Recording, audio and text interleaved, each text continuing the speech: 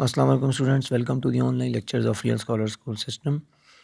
This lecture is for class 10th, chapter 14, topic 14.10, page 104, electrical energy and Joule's law. So start करते हैं students. सबसे पहले अपनी books open कर लें और उस पर नज़र रखिएगा, बिकॉज़ ये टॉपिक बुक में ऐसे नहीं लिखा। सबसे पहले आपको ये बात बताता चलूँ, रिमाइंड कराता चलूँ कि बैटरी क्या करती है आपके पास, इलेक्ट्रिकल चार्जेस के ऊपर वर्क डन करती है और अपने अक्रॉस कोई पोटेंशियल डिफरेंस अपीयर करवा लेती है। यानी जब चार्जेस लोअर पोटेंशियल पर होते हैं उनको हायर पोटेंशियल की तरफ ले जाती है, उनके ऊपर कोई वर्क डन करके, जो कि उनके अंदर इलेक्ट्रिक पोटेंशियल एनर्जी की फॉर्म में स्टोर होता है। वो एनर्जी लेके चार्जेस मूव करते हुए सर्किट से आते हैं और यहाँ आके अगेन अपने लोअर पोटेंशियल पर पहुँच जाते हैं। जब वो रास्ते में आ रहे होते हैं तो उनकी electrical energy different forms of energy में रिलीज़ हो जाती है, in the form of heat, light, sound और विंड एट्सेट्रा। तो हम यहाँ पे कहते हैं कि जो बैटरी के टर्मिनल्स पे पोटेंशियल डिफरेंस अपीयर हुआ डेल्टा वी, वो इलेक्ट्रिक पोटेंशियल डिफरेंस था, और जो वर्क डन बैटरी ने किया वो उनके अंदर इलेक्ट्रिकल एनर्जी यानी इलेक्ट्रिक पोटेंशियल एनर्जी की फॉर्म में स्टोर हुआ। यानी electric potential energy per unit charge will become electric potential या potential difference across the battery, the terminals of the battery.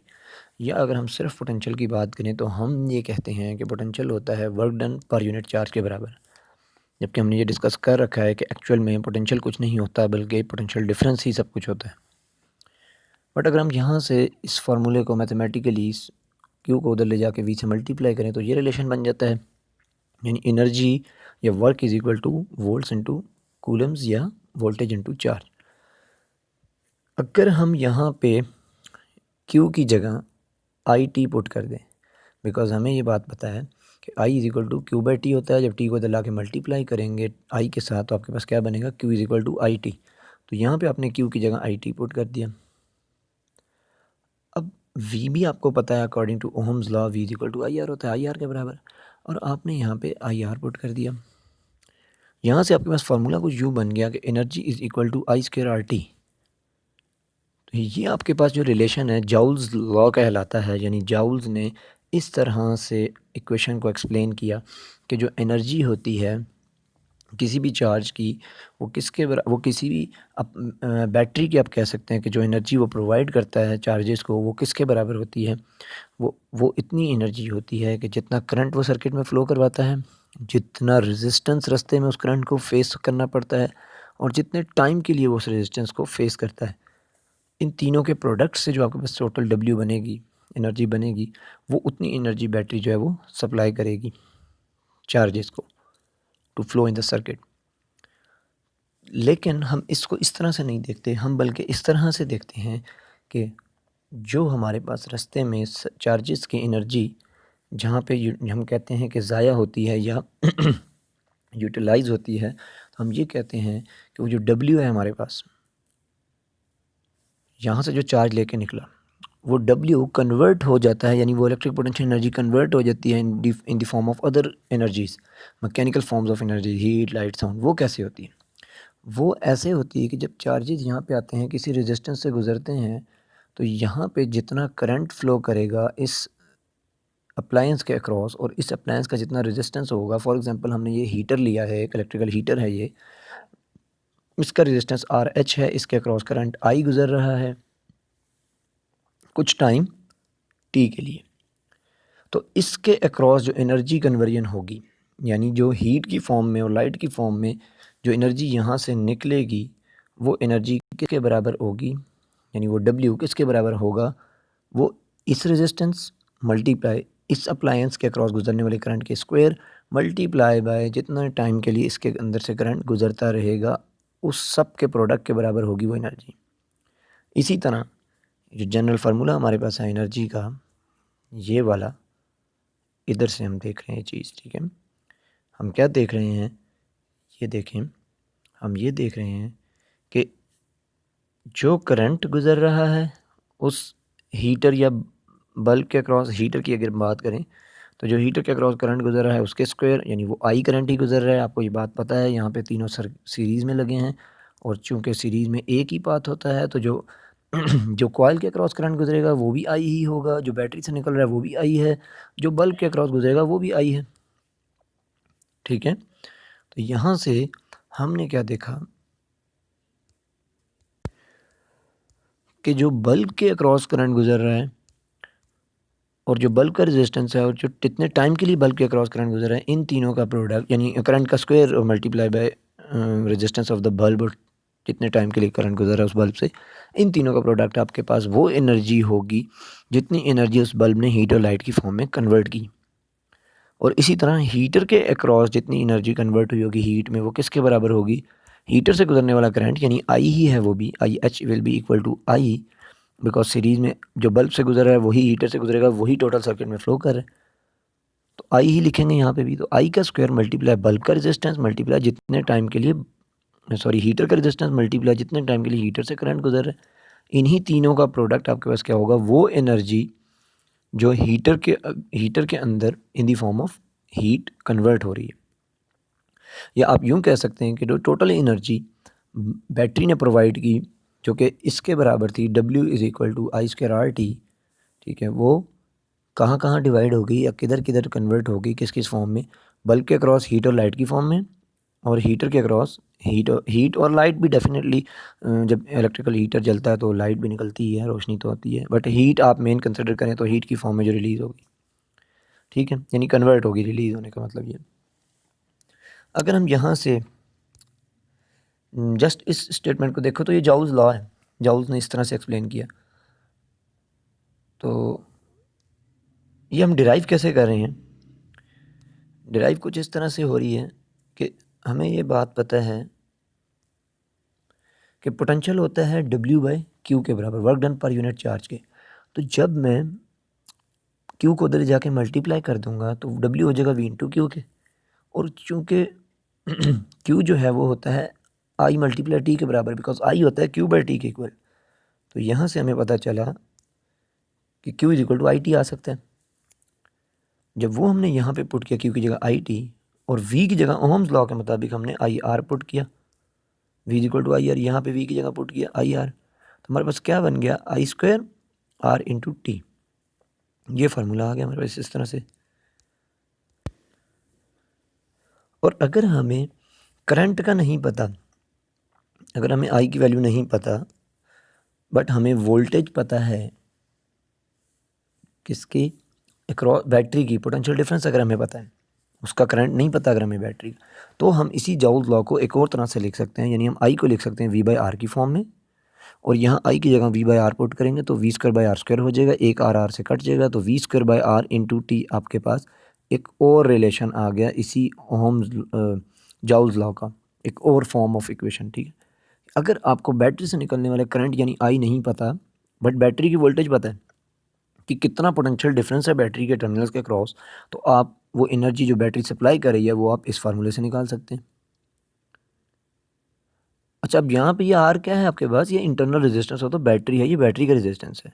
क्योंकि देखें जब आप बल्ब की बात कर रहे थे तो आपके पास आर क्या था? बल्ब का आर था। और हीटर की बात कर रहे थे तो रेजिस्टेंस ऑफ हीटर था। तो यहाँ पे जब आप जनरली बैटरी जो प्रोवाइड करिए उसकी बात करेंगे तो यहाँ पे आर आपके पास बैटरी का इंटरनल रेजिस्टेंस होगा, ठीक है, यहाँ पे भी। अच्छा, अब ये दूसरी फॉर्म होगी हमारे पास इक्वेशन की। तो हमारे पास दो इक्वेशंस की फॉर्म्स आ गई, एक ये वाली जो जॉल्स ने जनरली बताई और एक ये, ठीक है। और अगर हम तीसरी फॉर्म की भी बात करें तो सिंपली ये जो हमारे पास W=VIT है, ये भी हम कर सकते हैं कि अगर हमें बैटरी का इंटरनल रेजिस्टेंस नहीं पता बट हमें बैटरी की वोल्टेज और करंट पता है, तो हम यहाँ से भी निकाल सकते हैं वो एनर्जी जो बैटरी प्रोवाइड करी है सर्किट को, ठीक है। तो पोटेंशियल डिफरेंस पता हो, करंट पता हो, तो ये इक्वेशन लगा सकते हैं टाइम पता होने के साथ साथ। अगर आपको पोटेंशियल डिफरेंस नहीं पता, ठीक है, बट करंट पता है और रेजिस्टेंस पता है, तो आप ये फार्मूला लगा सकते हैं। और अगर आपको करंट नहीं पता बट पोटेंशियल डिफरेंस और रेजिस्टेंस पता है, तो आप ये फार्मूला लगा के निकाल सकते हैं वो एनर्जी, ठीक है। अच्छा, अब इन फार्मूला से अगर मैं बल्ब और हीटर के लिए फार्मूला लिखूं तो इससे क्या बनेगा? ये देखें, इससे ये बनेगा आपके पास VBI इंटू टी, यानी VIT से क्या बना? कि V B I into T का मतलब ये है कि बल्ब के क्रॉस वोल्टेज कितना पोटेंशियल ड्रॉप बल्ब के क्रॉस आ रहा है, मल्टीप्लाई करंट जितना फ्लो कर रहा है बल्ब के क्रॉस वो आई ही है, बिकॉज पूरे सर्किट में आई फ्लो कर रहा है, और मल्टीप्लाई टी कितने टाइम के लिए बल्ब से करंट गुजर है। यहाँ आप देखें सर्किट में ये वी बी है बल्ब के क्रॉस पोटेंशियल ड्रॉप, ये वी एच है हीटर के क्रॉस पोटेंशियल ड्रॉप, ये आर एच हीटर का रेजिस्टेंस है, और यहाँ पे आर एच जो है हमारे पास, आर बी जो है हमारे पास वो बल्ब का रेजिस्टेंस है। ओके, तो हम इस तरह लिख सकते हैं फार्मूलाज को सिंपली, बल्ब के लिए अलग, हीटर के लिए अलग, फ्रॉम दिस फार्मूला। इसी तरह बल्ब के लिए अलग, हीटर के लिए अलग फ्रॉम दिस फार्मूला भी, बस रेजिस्टेंसेज उनके पुल करने हैं जिनके क्रॉस फाइंड करें आप। इसी तरह इस फार्मूले से भी हम बल्ब के क्रॉस भी और हीटर के क्रॉस भी एनर्जी फाइंड कर सकते हैं, यानी जो हीट और लाइट की फॉर्म में कन्वर्ट हो रही है दोनों के क्रॉस, वो फाइंड कर सकते हैं। ठीक है, बट जिस अप्लायंस के लिए फाइंड करना है उस अप्लायंस की वोल्टेज, उस अप्लायंस का रेजिस्टेंस पुट करना है। ओके नाउ, और यहाँ पे हमें ये भी पता है, ये भी पता होना चाहिए कि जो टोटल एनर्जी बैटरी सप्लाई करी है वो किसके बराबर होगी, इसके अक्रॉस जितना कन्वर्जन हुई एनर्जी की और प्लस इसके अक्रॉस जितनी कन्वर्जन हुई, यानी total energy supplied by the battery will be equal to total energy consumed by the circuit, जिनमें दोनों एनर्जीज का सम आएगा। यानी आप यूँ लिखेंगे, ये बैटरी की अगर वोल्ट एनर्जी है जो उसने दी है सर्किट को, तो हमारे पास जो टोटल एनर्जी जो है वो यूटिलाइज हुई है बल्ब और हीटर के अक्रॉस, वो भी क्या होगी, वो भी W B plus W H होगी। ठीक है, ये बराबर होगी इसके। अब आप अपनी एग्जांपल देखें, बुक में लिखी है जो 14.6, वो देखें आप एग्जांपल, उसको समझें। इन्हीं फार्मूलाज को यूज़ करना है, लेकिन मोस्टली जो आपके बुक में यूज़ हुए हैं या यूज़ हो सकते हैं आपके लेवल पे, वो 1, 2 और ये 3 फार्मूलाज, ये तो आपके एक्स्ट्रा नॉलेज के लिए थे। ठीक है, ये 3 टिक वाले फार्मूलाज हैं, ये आपने लिख लेने, याद कर लेना पक्के। अब ज़रा एग्जांपल देखें और ख़ुद अंदाज़ा लगाएं पहले सॉल्व करने से पहले कि इन 3 में से कौन सा फार्मूला लगेगा। अच्छा, इसके साथ ही मैंने आपको एक्टिविटी में क्वेश्चन दिया है, फाइंड, ये नीचे आपको लिखी नज़र आ रही होगी, find the heat generated by an iron, यानी इस्त्री जो है आपकी, उससे जो हीट जनरेट हो रही है, अगर 2 एम्पेयर करंट फ्लो करे 10 सेकंड के लिए उसके क्रॉस, और अगर रेजिस्टेंस ऑफ आयरन मैंने आपको दिया है 100 ओहम्स, तो आपने क्या करना है, आपने फाइंड करनी है energy by using this, this और दिस, इन 3 में से कोई एक फार्मूला। ठीक है, वन ऑफ दीज फार्मूला। अच्छा, इसके बाद अगर आप बात करें unit of this energy, electrical energy यानी डब्ल्यू, तो कॉमन सेंस, क्योंकि एनर्जी है तो इसका यूनिट भी क्या होगा, जाउल्स, तो इलेक्ट्रिकल एनर्जी का यूनिट भी क्या आएगा, जाउल्स। अब ये यूनिट आएगा कैसे,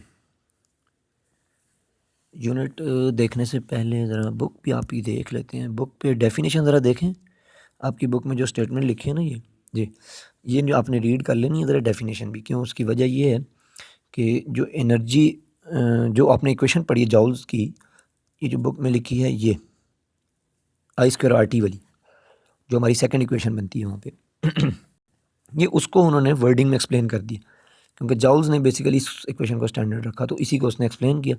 ये आप रीड करें अपनी बुक से और इसको समझ लें जो मैंने बताया उसके मुताबिक। ठीक है, तीनों का प्रोडक्ट ये सिंपली उसी को वर्डिंग में एक्सप्लेन किया। अच्छा, यूनिट पे आते हैं। यूनिट, यूनिट जो है आपके पास, ये देखें, यूनिट ऑफ एनर्जी क्या है तीनों फार्मूला से निकाला है हमने। तो पहले मैंने यूज़ किया वी आई टी वाला फार्मूला, जो पहला फार्मूला था आपका, फिर हमने किया आई स्क्वायर आर टी से, और उसके बाद हमने V square by R into T से किया। ठीक है, इन तीनों से सेम यूनिट निकलना चाहिए जाउल्स, और निकला भी है।